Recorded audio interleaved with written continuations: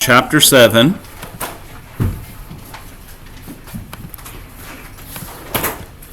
Okay, so this is that characteristics of a substrate that we had been talking about, and this is the SN2 step.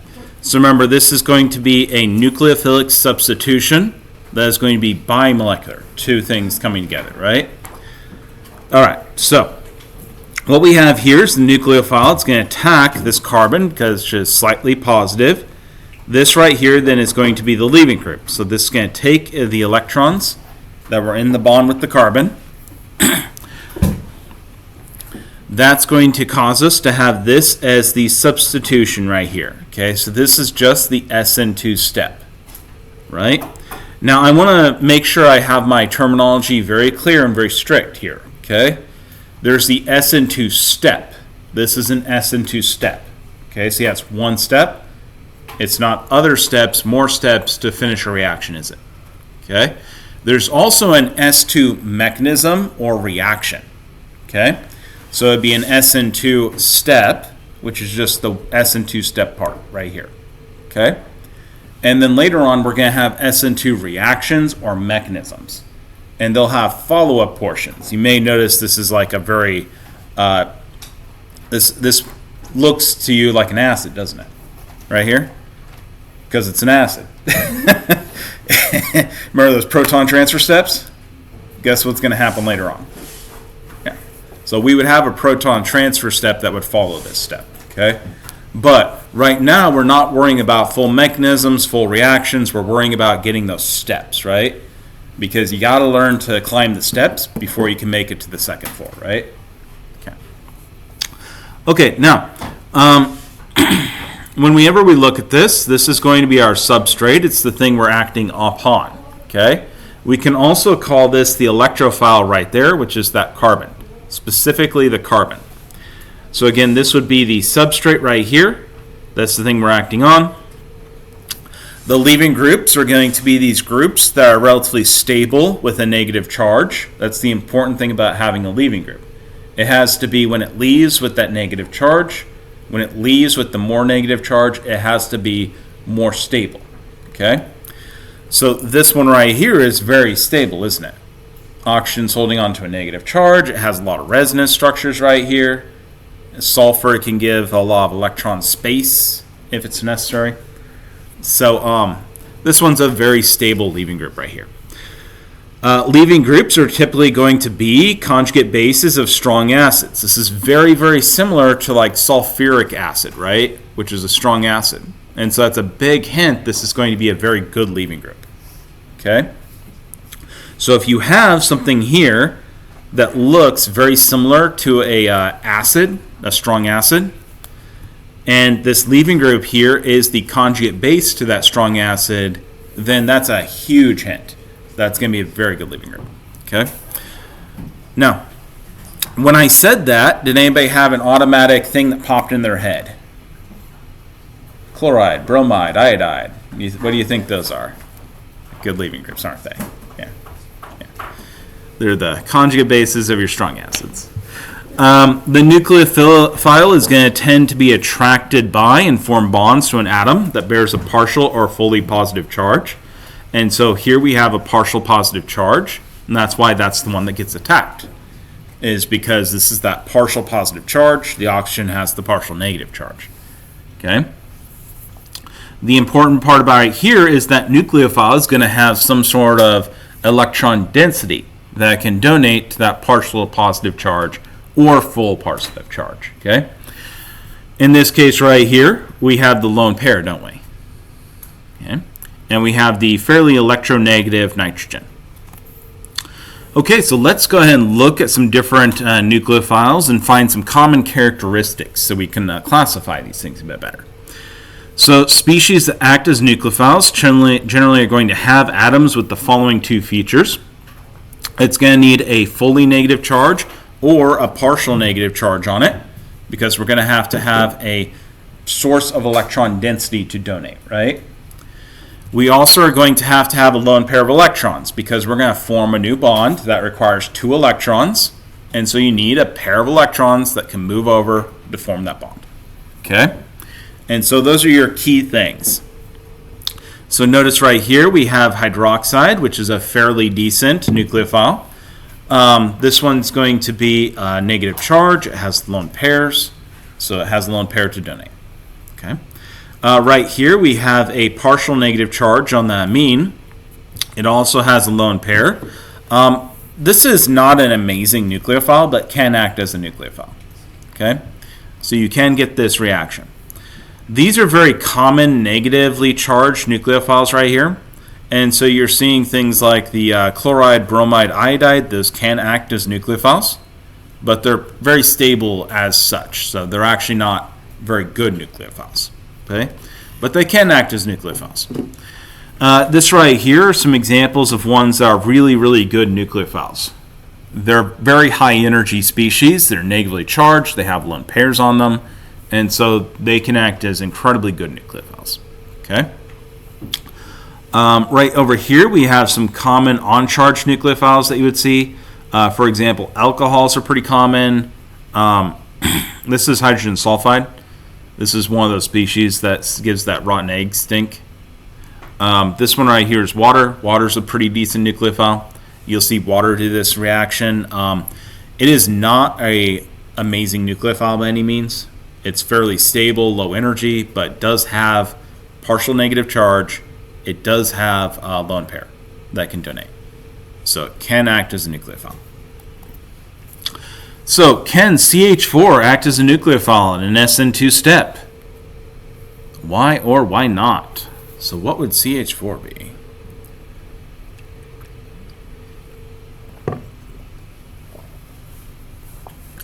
Remember your two qualifying things. Does it have a lone pair? Does it have a partial negative charge or full negative charge? Okay.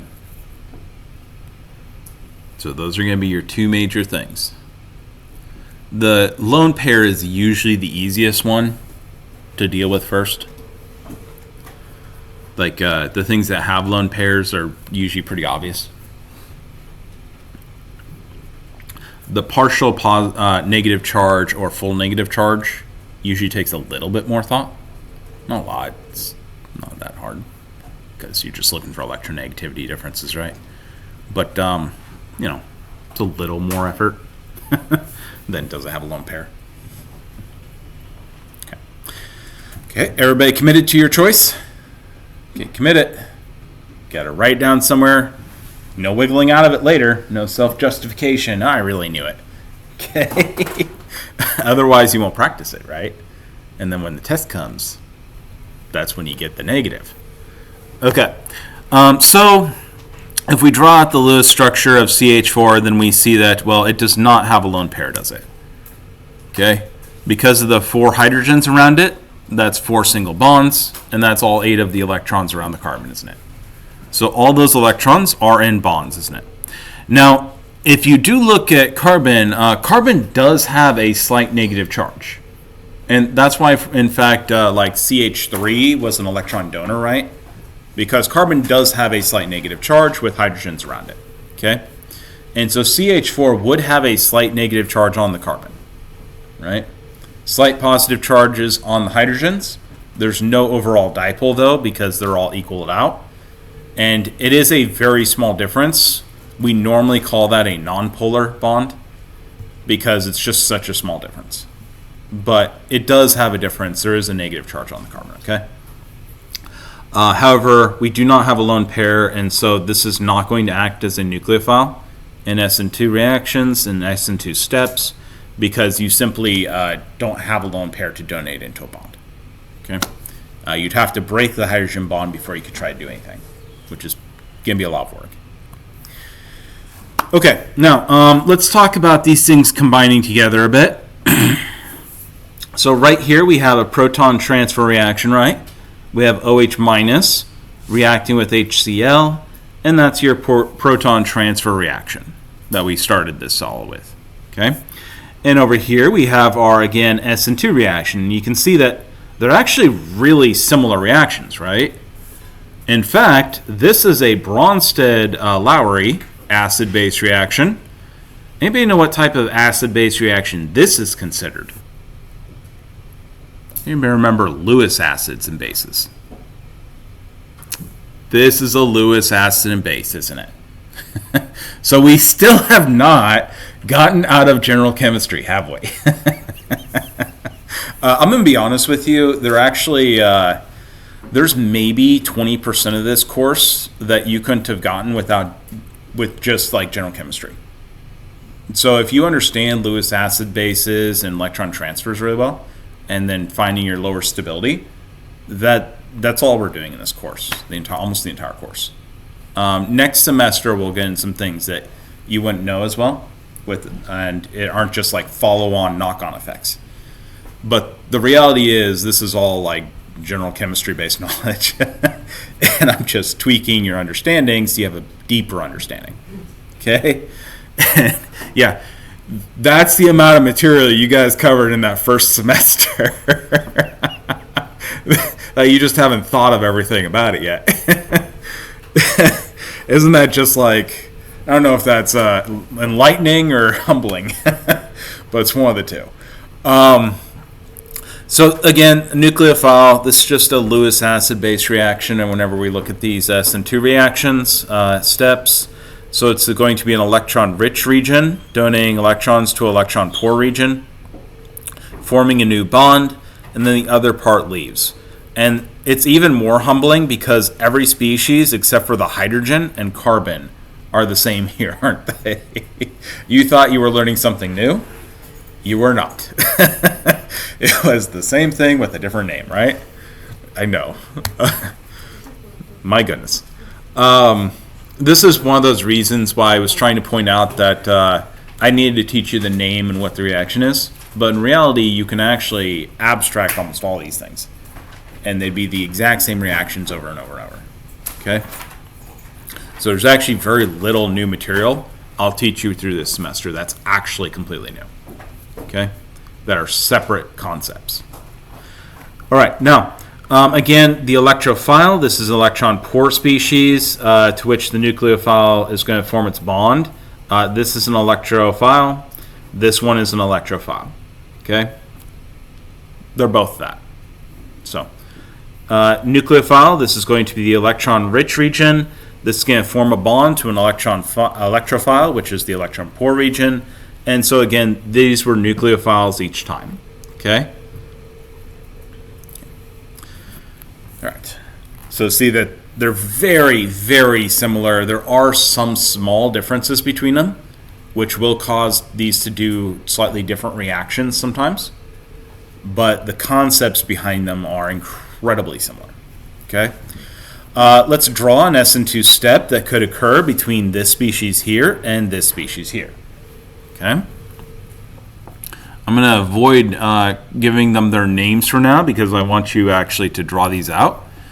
And I want you to also sit there and recognize some very key concepts here that we've mentioned.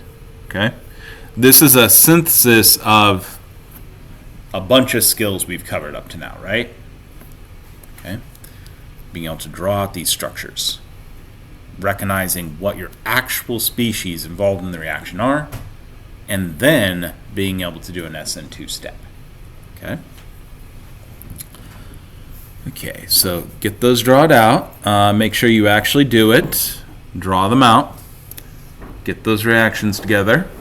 Because if you just watch me, you're going to go, yeah, I know that, okay.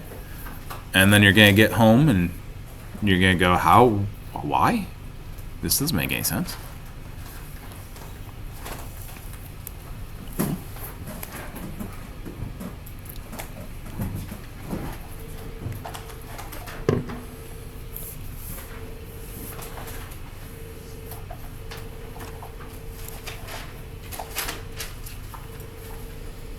I'm going to give you a minute or two.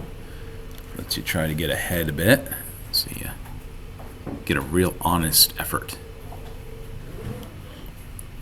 Does everybody know what an honest college try means?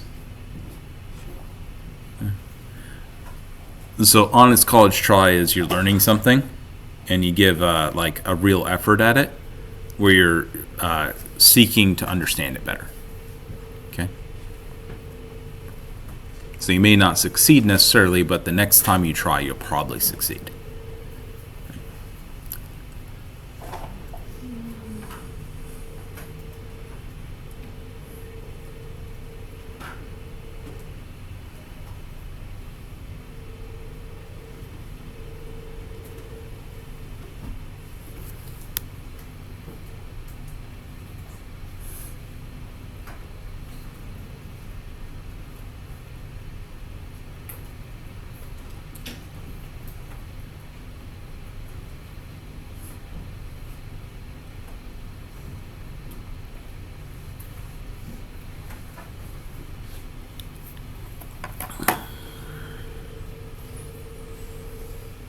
Okay, let's go ahead and start moving on here.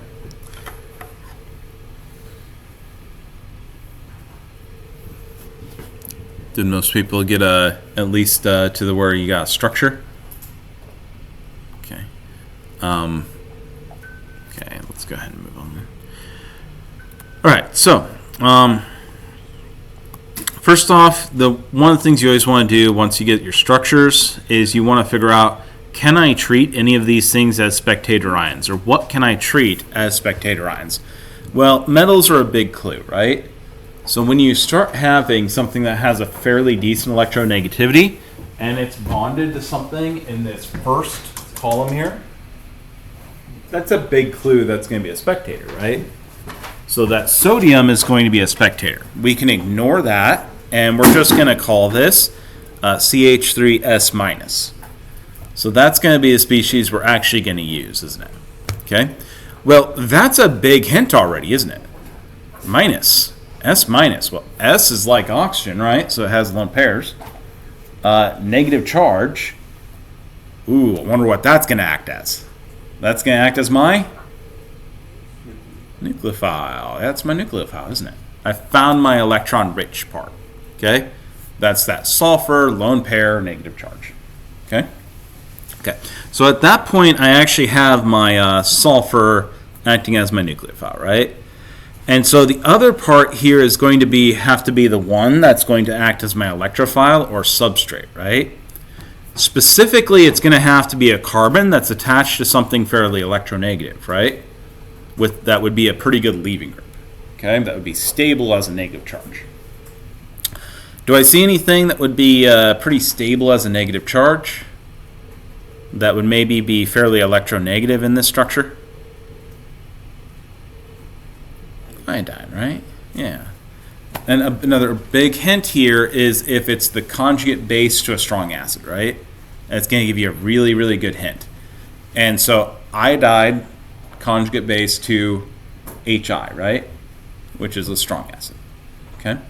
So iodide, very stable by itself. That's going to be my leaving group, is the iodide. The thing attached to the leaving group, this carbon here, that's going to be my electron poor region, right? So that's going to be my electrophile. Okay? Okay, so let's go and look at the structures here. You may notice that this looks like a C6H5. Normally when I have C6H5s, those are going to end up being like a benzene derivative of some sort, isn't it? Okay? I'd have more hydrogens if I didn't have double bonds all over the place, right? Okay. And so it looks like this. So we have our benzene ring here. We have this CH2 coming off of it. And then we have an iodine attached to it. Okay. Can everybody see how I read that? Okay. So the C6H5 means they're all grouped together, right? Into a single structure. Okay. And so that was indicating to you right there that that's a benzene ring. Okay. You would have had to have alternating double bonds so you don't have, the extra hydrogens. Okay. See how this is split out? Okay, so this is ring and not like just double bonded carbons in a chain? You'd have more hydrogens then. Also, it typically would be written if you have a chain as CH3, CH2, CH2, CH2. Yeah. So. And this one right here being split out gives me a big hint. This is not part of that ring. This is not part of that structure. It's coming off. Okay. I'm going to take that sulfide right there, and that's going to be my nucleophile. The electron dense lone pair is going to attack my partially positive charge electrophile, my substrate here, the carbon. And then the electrons that are in the bond have to come off onto this iodine, right? Because that's going to act as my leaving group. Okay. Okay, did I lose anybody in any of those steps so far? Okay. Okay. So the leaving group leaves. I'm left with this attached here. Whenever you're doing these reactions and trying to write out the structures, just copy this structure over, erase the thing that's being substituted, and put the new thing in. Yeah. So it's fairly easy to write these out. Okay? And you knew it was going to be substituted because it was electron rich and then that was electron poor. Yes. Yes. Also, it asked me for an SN2 step. But yeah, you're exactly right. I had a nucleophile here. This is going to act as a really good nucleophile or a base, right? And in this case, I don't have an acid. And so I'd expect this to act as a nucleophile and attack the carbon here. Okay? Okay. And so I get the substitution. Did that make... iodide is my leaving group. Don't forget, whenever you do these, by the way, to double check your charges. Okay? It's a place that until you get used to things, you're going to want to double check, and you're going to make a lot of mistakes. Okay? Also, coming back to my previous stuff that I had talked about, whenever you draw any structure out, double check your numbers of carbons, hydrogens. Because it's very easy to just add an extra group on here and not realize, right? So always double check, did I have 2 carbons or 1 carbon here? Okay? Very easy place you could end up lengthening this out, right? Okay. Okay. And that is an SN2 step right there. We got it. Okay, so let's talk about the bond formation and bond breaking. So bond formation, where you have the electrons coming from one going on to the other, this is going to be called a coordination. So it's going to be a coordination step. The example of this would be like this one right here. This is a Lewis base nucleophile, bromide. It's attacking a Lewis acid electrophile, which is the carbocation here. The electrons for this new bond all come from the bromide. See that? And so this is a coordination step. Okay? This would be another example of a coordination step, but we have a neutral compound starting this. Okay? And so we end up with a charge on each of these. Okay. Okay. If you do the exact opposite of that, so if we go backwards in these are going to be heterolysis. Okay? Does anybody remember what hetero means? So homo, same. Opposite, exactly. So it's going to be different, right? Homo would be same. Hetero, different. Okay? Lyse means to cut or break, right? And so homolysis would be each side takes an electron. Okay? Heterolysis means one side takes the electrons, the other side does not. Okay? Uneven cut. So this can be referred to as heterolytic bond dissociation step. Most people call it heterolysis because the other one is ridiculously long. I hurt from saying it. Okay. Now, this is going to be where you break a bond and then 2 electrons end up on one of the atoms that's initially involved in that bond. So this is a heterolysis step right here. And so this iodine is going to leave as iodide, and we're going to end up with a carbocation where it was. Okay? Now notice that these are basically always equilibriums. It's very unusual not to be in equilibrium for this step because this stage right here, this portion of it, the products here, is definitely not favored. Okay? This is the much higher energy. This right here is the lower energy. Okay? These are almost always endothermic, endergonic, very high energy. processes. Full disclosure, though, this happens all the time. Okay? So in your body right now, you have compounds that are doing this right here. And they're just like heterolytically cleaving the bond, they're breaking the bond, and then usually most of the time they come back together and nothing happens from it. Okay? But every now and then it goes off and reacts with something. Right? Because they are oppositely charged. If they're near each other, they're going to react again. Okay? Which is why you have an equilibrium here, right? Okay, so again, this is another heterolysis step. Again, this would be the leaving group here. This leaves, and it's going to cause this right here to have the carbocation. You may notice that that's actually the species we got from the previous step. Did everybody see that? If we come up here, this is the same species, isn't it? Yeah. We've actually created a mechanism here on these two slides. This is actually a reaction that you use to cause carbocations. Okay, and so it's actually kind of an interesting thing. We've already got our first mechanism now. Okay, we're not putting them together yet. Okay, is everybody okay with that? Heterolytic. Okay, heterolysis, heterolytic step. All right, now. Remember that these steps I'm giving you right now, they're going to be involved in multi-step mechanisms like you saw back in general chemistry when we were doing the rates of reactions, okay? And so we're going to eventually be working our way to multi-step reactions. But very important that you have these steps down, you understand them fairly well, okay? Otherwise, when we try to combine the steps, it's not going to make much sense. You're going to get lost in the forest, right? Because you don't understand what the trees look like. Okay. All right. Now, by the way, does anybody think there's a homolytic or homolysis? Yeah, there's a homolysis. Anybody ever heard of ozone depletion?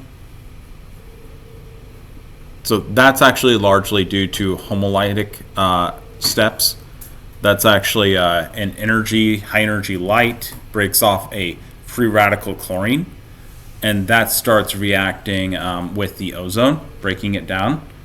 But it actually regenerates at the end, and so the free radical chloride ends up being a catalyst, and so that would be the homolytic mechanism step.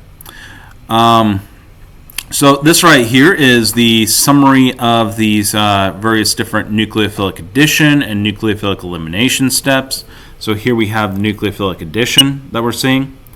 This is going to be where you add something instead of substituting.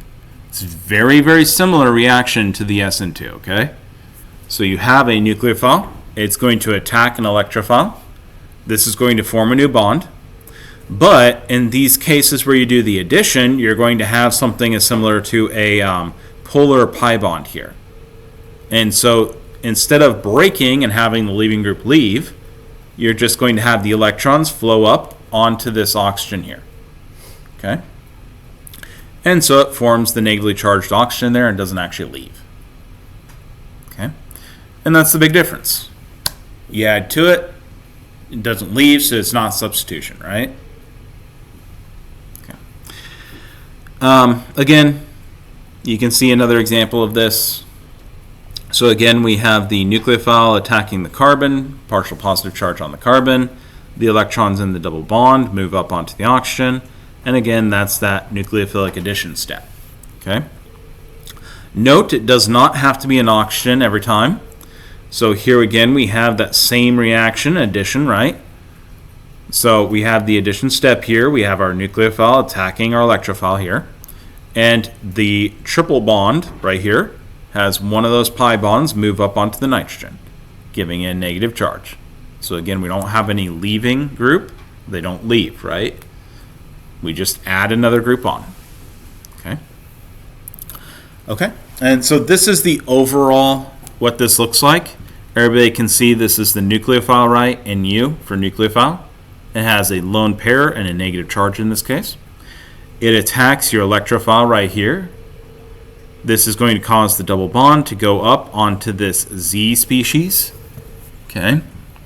This Z species being something that's more electronegative that can form a double or a triple bond in this case. In this case, it's being a double bond. And that's going to give you the negative charge on that Z, whatever that is. Oxygen more often than not, but it can be nitrogen, it can be other species as well. Okay. Again, in these cases right here, keep in mind that those pi bonds, those are delocalized electrons, so they can move very easily. Okay? And so they can move up as lone pairs onto these oxygens and nitrogens extremely easy. That's a relatively low energy process.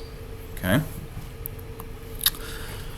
All right, so this is actually a nucleophilic elimination step. You notice that actually this commonly happens alongside nucleophilic additions, because you can see right here we actually have one of the products from the previous reaction step.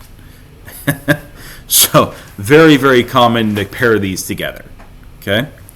Now nucleophilic elimination is going to be where these electrons come back down, and then you have a leaving group that leaves. Okay. And so the electrons come back down, your leaving group right here leaves. Okay. And then we get the double bond in that case. This is another example of a nucleophilic elimination step. So notice we have the amine right here. Okay. It's going to have its electrons come down into a double bond. The oxygen with the two hydrogens on it is then going to leave. So notice this was like water that had bonded to it, right? So when it leaves, it actually forms a leaving group that is water. Okay? And this is going to end up forming a nucleophilic leaving group. In this case, this is actually going to be an equilibrium. These can come back on each other. And then you could actually have the nitrogen leave. Okay? And you can actually have this like equilibrium that swings both ways. So it's kind of an interesting one. Okay, so again, this is that nucleophilic elimination. Notice you are eliminating one of the species, one of them leaves. Okay? You don't have a substitution because you're not substituting anything new in, right? You just start with the one reactant. Okay? Okay, so that's nucleophilic elimination step. This is going to be the bimolecular elimination step. It's typically noted down as E2. And so elimination, right, E, and then 2 for it being bimolecular. You need two things coming together to do this step. Okay. So what's going to end up happening here is this is going to be a strong base. It's going to attack your substrate. You'll have a leaving group on that substrate and a hydrogen atom that is on adjacent carbons. So the hydrogen atom that gets attacked is on an adjacent carbon to your leaving group. Okay. Everybody see those features okay? Right, so this is our strong base. Any strong base will do. OH minus being the stereotypical strong base. Okay. This is going to attack that hydrogen. Again, it is the adjacent carbon hydrogen. Okay. It's never the hydrogen on that carbon, which would be the alpha carbon, the carbon that's attached to the leaving group, right? Is the adjacent carbon's hydrogen. Okay. So the adjacent carbon hydrogen gets attacked. The electrons that were in that carbon-hydrogen bond are going to flow into a double bond. And then the leaving group is going to leave by taking the electrons that was in this carbon's bond. So one of the reasons I had been stressing on the previous mechanisms and the previous steps we talked about, remember that carbons can only have how many things attached to them? How many bonds? 4, right? Look at what we're doing. We have these electrons flowing into this bond here, right? So this is going to be a double bond here. It would have had that hydrogen that was there, and then it has a bromine and that bond, right? So that would be 5 bonds, wouldn't it? So what's going to end up happening is when you create that new double bond, that's going to cause one of these double bonds to leave, right? Those electrons to actually get pushed off onto something. And it's always going to be the leaving group because that's going to be the most stable to take those electrons, right? Remember, our leaving groups are going to be fairly electronegative. and they're going to be very stable having that negative charge on them. Okay? They're going to be stable leaving. That's the important part that dictates a leaving group. It is stable leaving. Okay? Not necessarily more stable, but it's more stable than anything else. Okay. And so this is the end result for this. See how it's an elimination because we formed a double bond and we eliminated one of the atoms, didn't we? Okay? So we eliminated atoms. We eliminated a functional group or a substituent. Okay? In this case, it's a substituent. All right. Can everybody see it okay? Fantastic. The one species, we have the water, by the way, right here, which we've created from the base plus the acid here. Okay. Notice this is just straight up an acid-base reaction. And in fact, I've already made you do one of these reactions in your homeworks, right? Remember that one where you take the hydrogen that's adjacent? Yeah. You've done one of these reactions that's the lead up to this, actually. Okay. I just didn't make you go to the next part of it. All right, now, again, that E2 step is typically going to take place when you have a strong base that reacts with a substrate where you have a leaving group and a hydrogen atom that are on adjacent carbon atoms. This right here is, again, your E2 step. And again, here we have this positively charged species that will act as a good leaving group. And so we attack one of the hydrogens that's next to it. This is then going to cause a double bond to form, and then this leaving group is going to leave. Okay. Now, please note, when you're doing these E2 steps, it's important to remember that you start with this hydroxide negative charge here, and you have this positive charge right here. So your overall state over here has to be neutral. Okay? Don't forget to add up your charges and make sure you're the same charges on both sides. It's pretty easy to mess that up. Again, this is another strong base right here. We're actually doing another E2. In this case, we just had a double bond already. And so we do the E2. We again take that adjacent hydrogen. It forms another pi bond. And then the electrons from the bromide bromine bond, go on to the bromide, which leaves. And so notice you can form a triple bond from this. You can go from a single to a double, double to a triple. Okay? You can actually do E2s over and over to get triple bonds. Okay. All right, now I'm giving you the blocks. Remember that when you're looking at these steps, these are like the building blocks, like a Lego set. So I'm giving you the blocks with instructions right now, but later on you're going to be able to build your own stuff with this. Okay? And so it's your little construction set, your little Lego set, that you can build anything you want, whether that is LSD, meth, or something legal where you don't actually get in trouble for it. Okay? Please do something legal that you don't actually get in trouble for it. But If I don't, I'll make sure to tell them that you told me to do it. okay. That would be pretty funny. Okay. So again, notice that there's incredible similarities to these previous steps we've looked at. So we have here our base. It's going to again be electron rich. It's going to attack an electron poor region, but it's not the carbon electron poor in this case, is it? It's the adjacent hydrogen. Okay? By attacking the adjacent hydrogen, we allow electrons to flow into the electron poor region, allowing the leaving group to leave on our substrate. And so it's like an indirect version. Okay? That's our E2 step. By the way, this leaving group leaves with the a more negative charge. Now, so let's look at the electrophilic addition steps.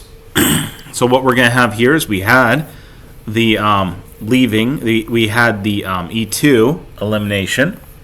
So this is going to be like the reverse of what we just talked about.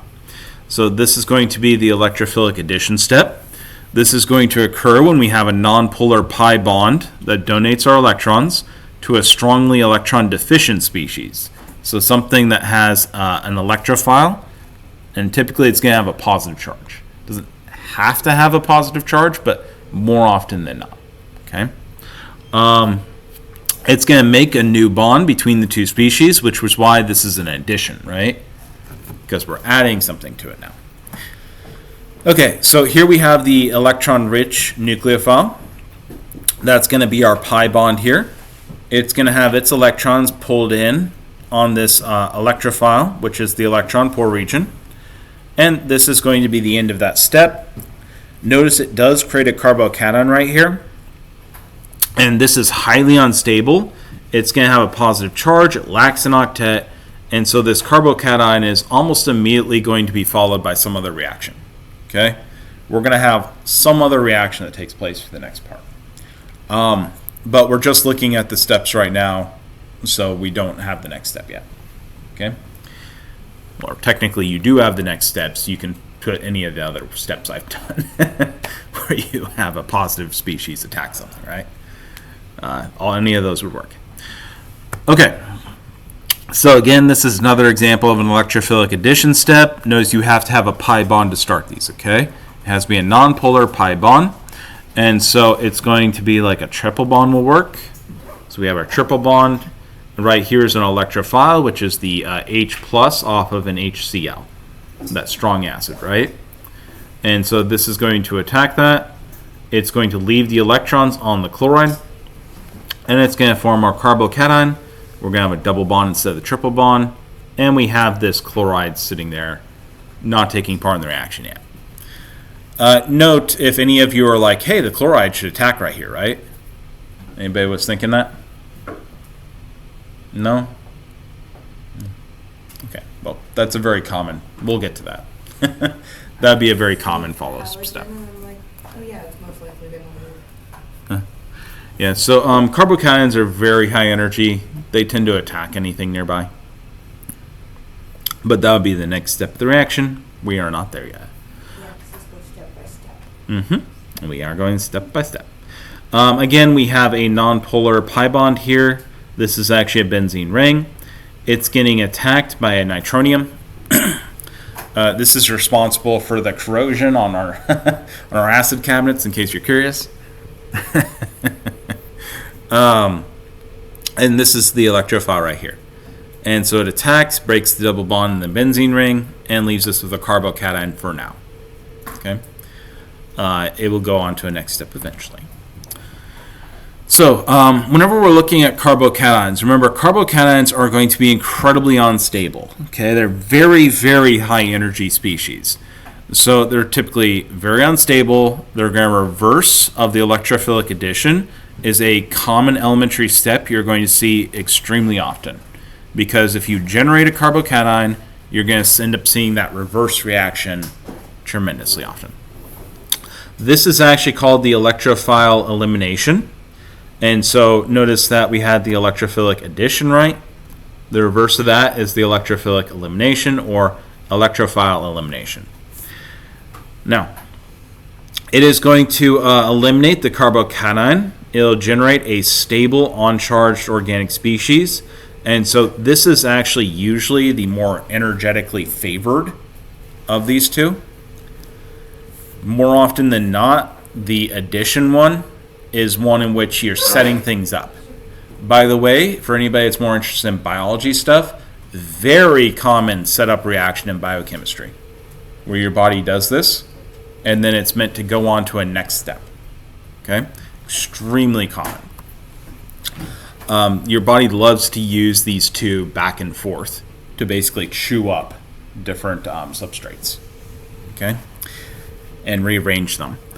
So this is the electrophile elimination. We have a carbocation we're starting with. The electrons in the bond between the electrophile and that carbon get pulled into the new pi bond with the carbocation. Okay? And so it pulls those into a new pi bond, and your electrophile is going to end up leaving, at least temporarily. This is some more examples with actual examples, not an abstract example where we haven't labeled anything. Again, we have here that benzene ring. In this case, we have the conjugate base, we have a protonated sulfate.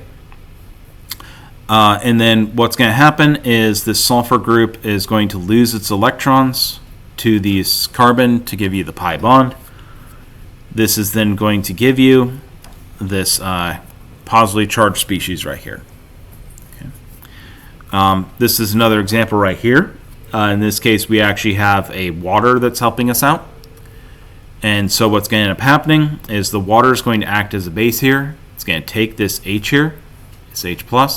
That's going to allow the electrons to flow onto that carbocation, making the double bond. And so then we get this hydronium as the product. Okay. The next thing we need to talk about is we've started mentioning and talking about carbocations. And so these are very, very high energy. Okay. And they're not going to exist for very long periods of time. And so what's going to happen is if you form a carbocation, typically what's going to happen if you don't have another species to react it right there immediately next to it, it's going to rearrange to the most stable state. Okay? And so these are two of the most common rearrangements that happen when you generate carbocations. That is the 1,2 hydride shift or the 1,2 alkyl shift. So the 1,2 hydride shift is where you shift a hydrogen with its electrons to the carbocation. So one of the surrounding carbons, the hydrogen with its electrons, shifts over to your original carbocation. That's why it's 1,2. They're right next to each other. So adjacent carbons, 1,2.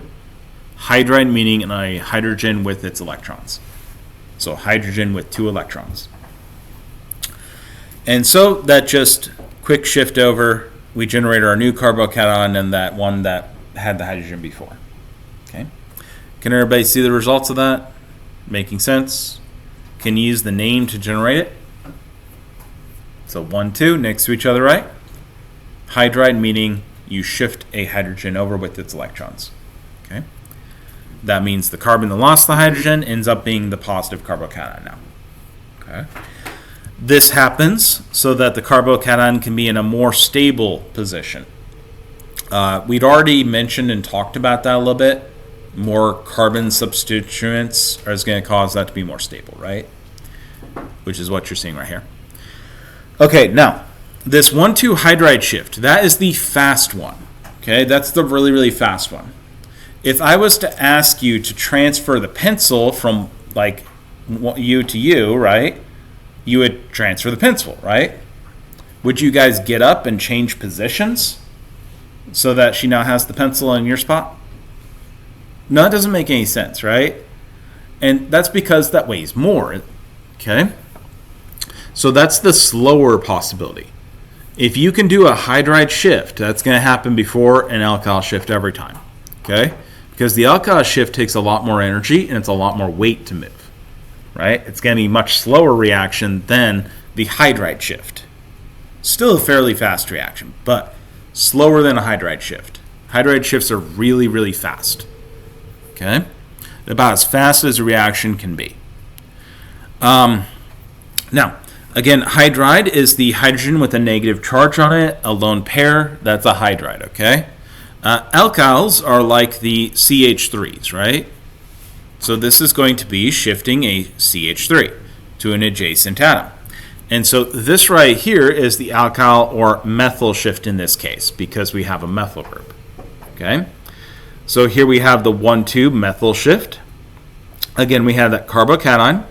What's going to end up happening is we have the CH3 is going to shift over with its electrons from the bond. Okay?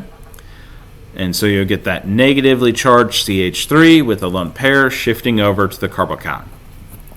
This is only going to happen if we don't have a hydrogen to do the hydride shift. That would make the most stable structure.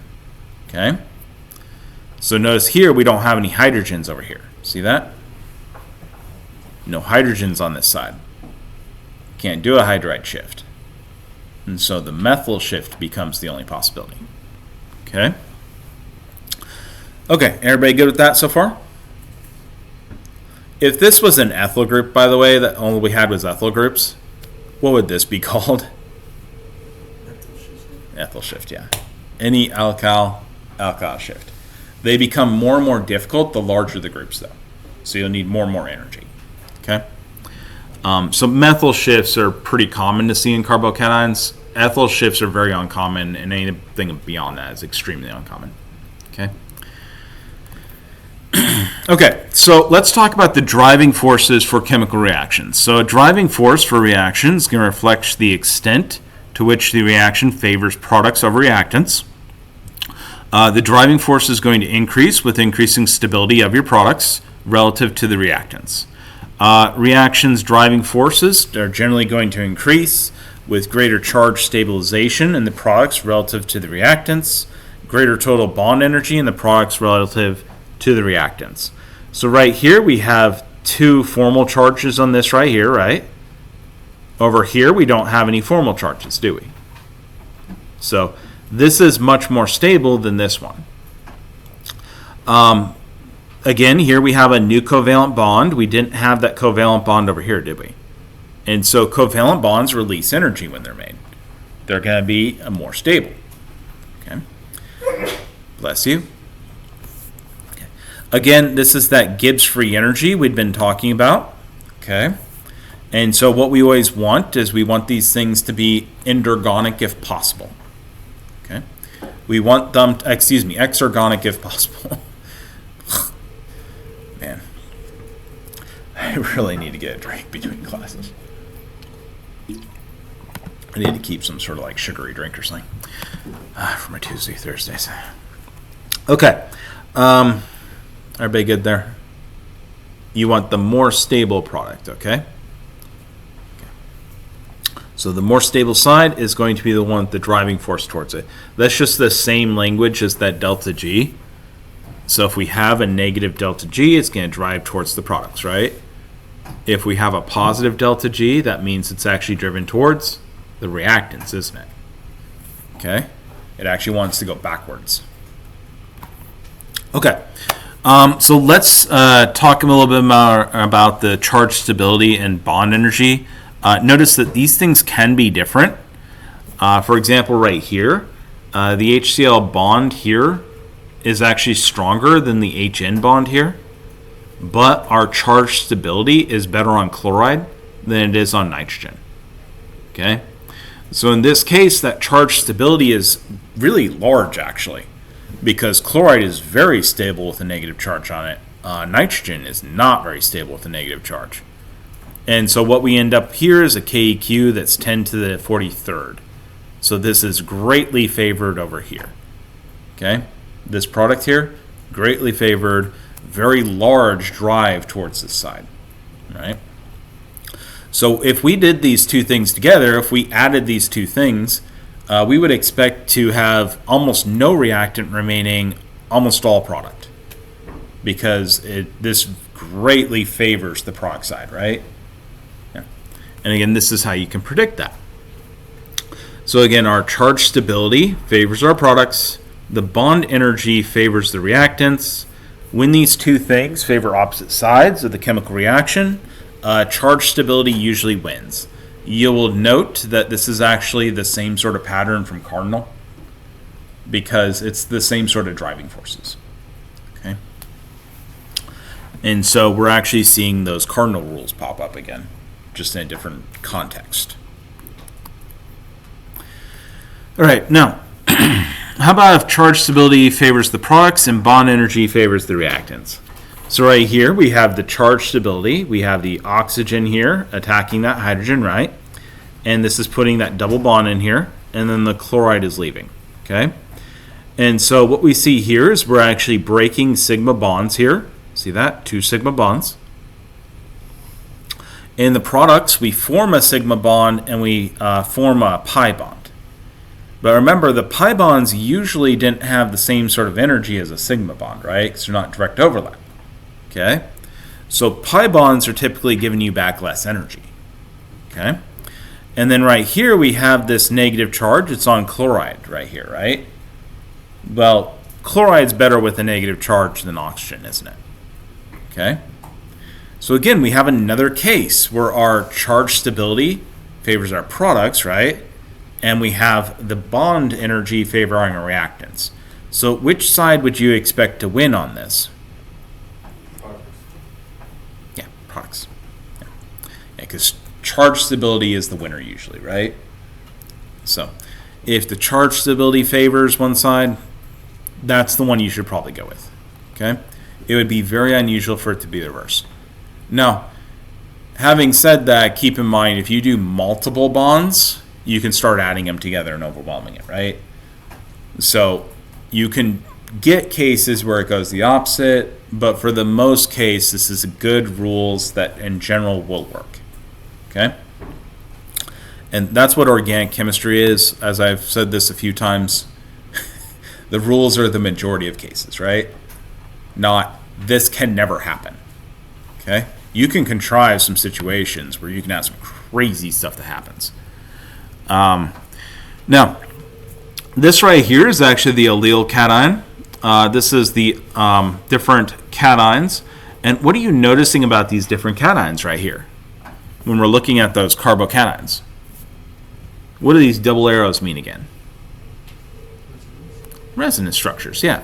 So what we're doing here is we're sharing that positive charge among the species, right? And that's going to greatly stabilize that charge. So if you can delocalize a charge via resonance, that's going to stabilize it quite a bit, okay? And so of the carbocations, this one is actually incredibly stable. We don't even have all the resonance structures here. It actually skips along every other throughout this entire structure and can just keep going around and around the structure all the time. So it shares this entire ring essentially in terms of that positive charge. So for carbocations, this one's very stable, okay? Not that it's actually stable and you could have like in a bottle. If you tried to bottle a carbocation, it would blow up very fast and very spectacularly, okay? They're very high energy species. Okay, but this gives you a nice idea. We have our resonance structures here that's going to help stabilize these, right? Okay, so let's talk a bit more about some other factors that can affect the carbocation stability. So what if we have this on a methyl? Well, then we don't have any carbons to share that positive charge on, right? And so that's going to be the least stable of the carbocations here, okay? If we were to put an R group, if we have a primary carbon, okay? So we have another R group, another carbon on there. Well, that carbon has a little negative charge, right? The carbocation can pull some of that negative charge over to it, and that's going to help you stabilize the carbocation. So if we have a secondary carbon, 2 carbons attached, it's going to have more electron charge to pull over, right? So it has more negative charge to share, and that's going to stabilize that carbocation further, okay? If we have a tertiary one, that's going to be the most stable of the ones we've listed right here, okay? That's going to be your most stable carbocation in these cases. That's actually why these shifts usually happen, is you would like generate them over here, and then you get a hydride shift, and you get your carbocation at tertiary instead, okay? That's usually the driving force behind these different hydride and alkyl shifts we talked about. Okay. Is everybody comfortable with the methyl primary, secondary, tertiary? Methyl meaning we don't have any carbons attached to it. Okay. It's methyl because we're lost a hydrogen. Okay. By the way, the CH2 one is methylene, in case you're wondering. That would be the carbon with only 2 hydrogens on it. Okay. This right here is primary because it has 1 other carbon attached to it, right? Secondary, 2 carbons attached. Tertiary, 3 carbons attached. You can't go more than tertiary on carbon for the carbocations. Yeah, that would be the 4th bond, right? No carbocation. Yeah. Okay. Again, these are these relative stabilities for these different species we all together added together. So we have the methyl, then the primary, then the secondary. Then we have the allyl, which is the one with the double bond. Remember that resonance structure with the allyl? Okay. And then that allele is going to be about the same stability as a secondary carbocation. Okay? So they're going to be pretty analogous to each other in terms of stability. Once we go up to the next step, that's the tertiary carbocation. that tertiary carbocation is going to be similar to this oxycarbenium. That's that one that had the double bond with the oxygen. So that was this species over here. So we have the oxygen here that's sharing one of its lone pairs. Okay? That's going to be about the same stability as that. Okay? So similar stability as you'd see on a carbocation next to like an ether typically. Okay? Okay. Now that actually is about the same stability as like a benzyl group. That's the one with this positive charge up here, so we can have the double bond come up. And then we can share this charge along the ring. This is actually surprisingly stable for a number of different reasons. The interesting thing is like the oxygen here pulls a lot of electron density from this methyl group. That's actually a big reason why it's stable. Yeah. If we didn't have the methyl group, it would be less stable. Okay. Okay, so let's try this out. Which side of the carbocation rearrangement is favored? Yeah, which of these is favored?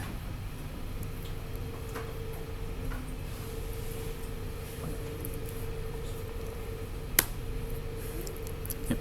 Commit to an answer in your head and get ready for the big reveal. Don't forget, if you commit to the wrong answer in your head, make a note.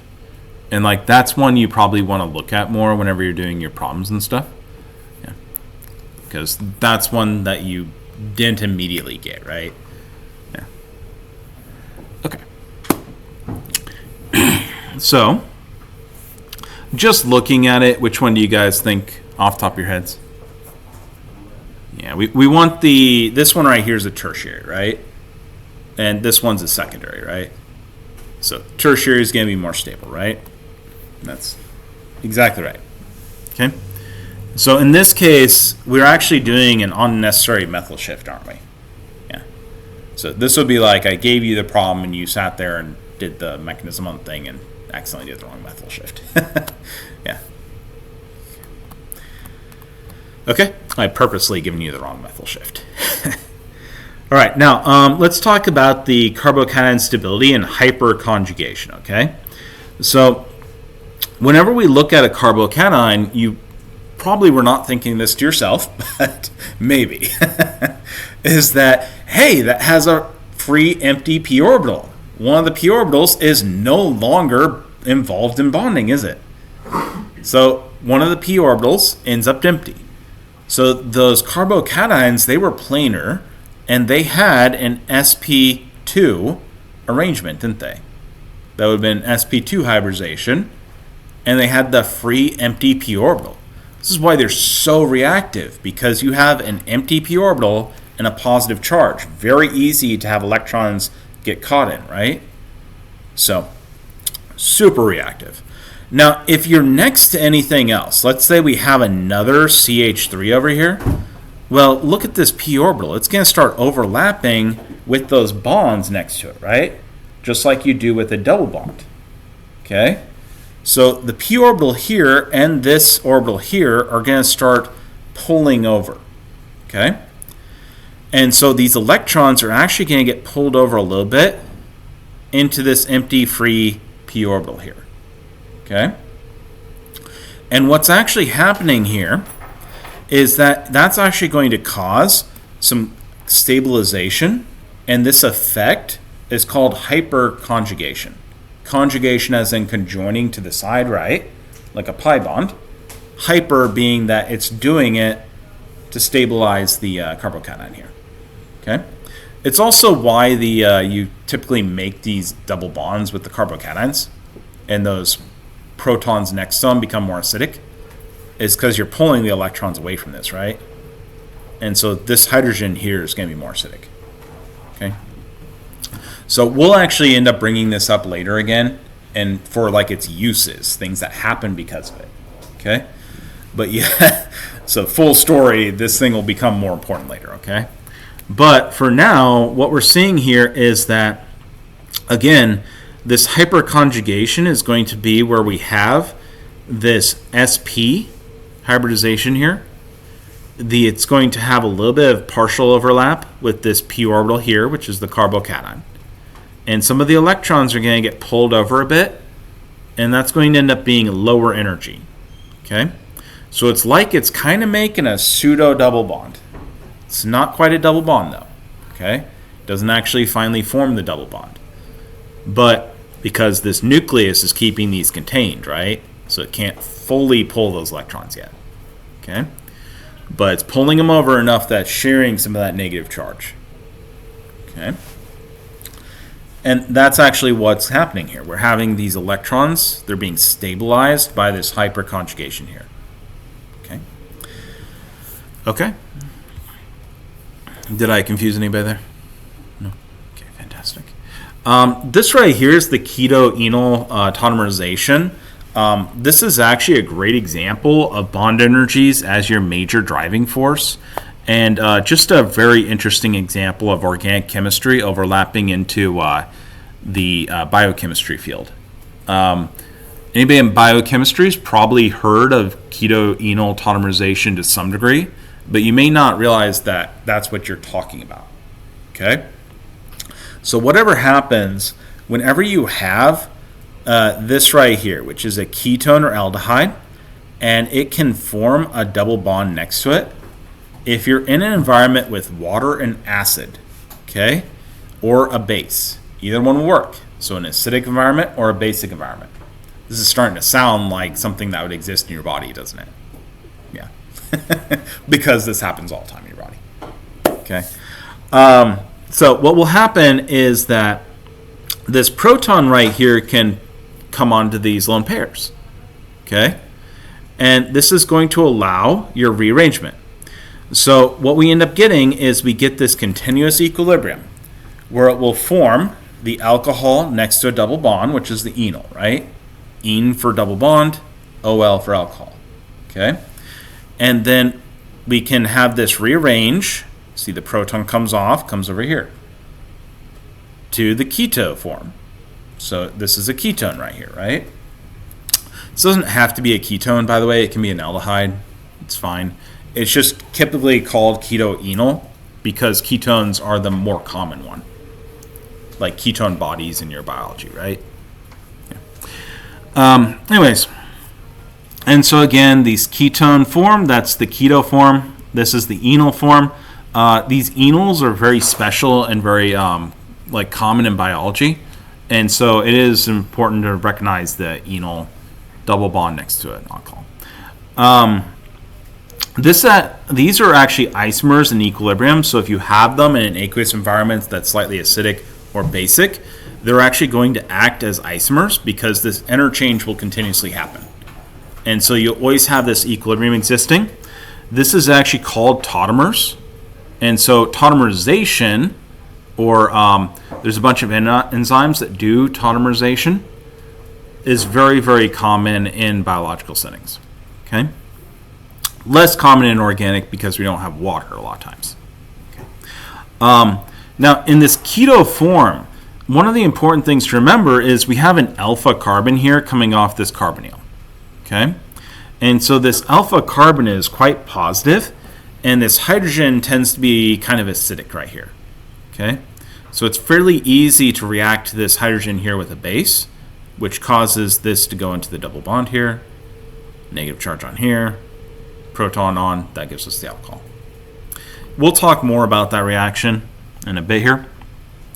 But again, the enol form, the important part to remember is the hydrogen is on the alcohol right here. Okay? So it's just a rearrangement of the same atoms. Okay, so this is the actual reaction. This is the base form of this reaction. So we have the base here, the hydroxide. It's going to react with the hydrogen that's on this alpha carbon. That's going to let the electrons go onto this carbon right here. This is the proton transfer step. Everybody recognize the proton transfer from the start of all this? Okay. Well, once we form this negative charge, well, that's going to go into this double bond very easily. And then the electrons in the carbon-oxygen double bond are going to come up on that oxygen. This is actually the enolate anion. Notice the enol, 8 because it's negatively charged, right? anion. Okay. This is then going to react with any form of acid. In this case, we can react with the water. And we get the regenerating the hydroxide, and we get the enol form. What do you notice about the base? We start with it, we end with it, so the base is a catalyst. Yeah. And so this is called the base catalyzed keto-enol tautomerization. Okay? This is the acid one. The acid attacks this oxygen right here. And so we get the H plus taking the electrons from the oxygen, leaving the electrons on the H3O plus, the acid. This is going to give us, again, the resonance structure right here. So what's going to happen is it's going to pull the electrons up to form the alcohol. This is going to leave us with a carbocation. What's then going to happen is we'll get that elimination reaction we had talked about, where we have the hydrogen leave its electrons on that carbocation. It comes off onto the water, so the water takes the hydrogen, and that's where you're going to regenerate our acid, right? Our H3O plus. And so that's the acid catalyzed form. Okay? Again, right here is just the examples of those. Again, showing you the reactions. Does anybody have any questions there? Okay. This right here is your relative percentages of your keto-enol forms.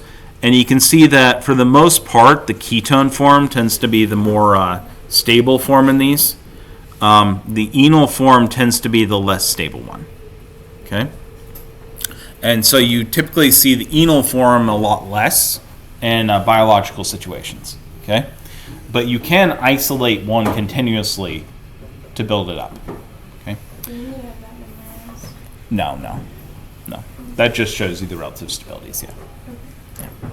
And that's because of the bonds. Yeah. So the difference in those is literally because the different bond energies. Yeah. Which is, you remember, we hadn't really looked at the bond energies yet. That's the one. Okay. Again, keto is generally favored. This is because the bond energies here. So this is actually your bond energies for the keto form. This double bond here is 720, and then we have the 339. So if you look at your bond energies right here, what you can see is that our total energy for that is 1477. Total energy for the enol is 1430. And so the enol form is lower energy. The keto form is higher energy. This right here is actually glycolysis. And you can see here that's the metabolic pathway that breaks down simple carbohydrates. Anybody in biochemistry will recognize this. Biology in general probably recognizes this to some degree. If you start looking at this pathway, isomerase enzymes are going to be responsible for tautomerizations of the sugars in the cells.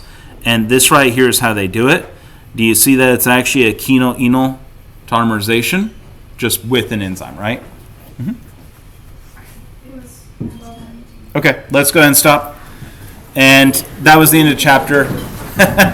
So we got through. We'll start on IC next. Okay. You all have a great day.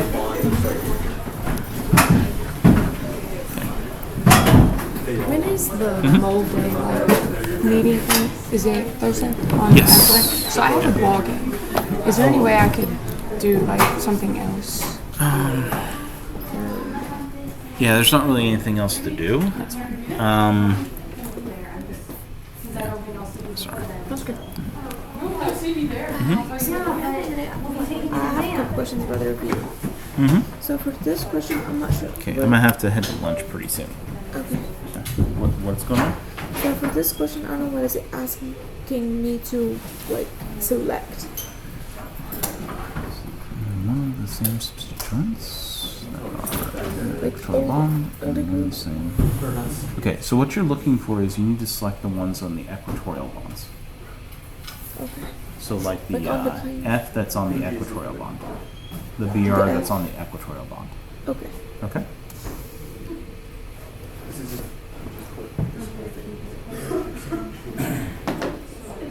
It's like you see this little extra, this is longer than this. Okay. Yeah. It's just, and then you replace it with the other. You just swap it. Hey, what's up, Blaze? it kept falling out of my hair. That's a constitutional. Like every time I I don't know washed if that's for it, specifically. reapply powder, and it was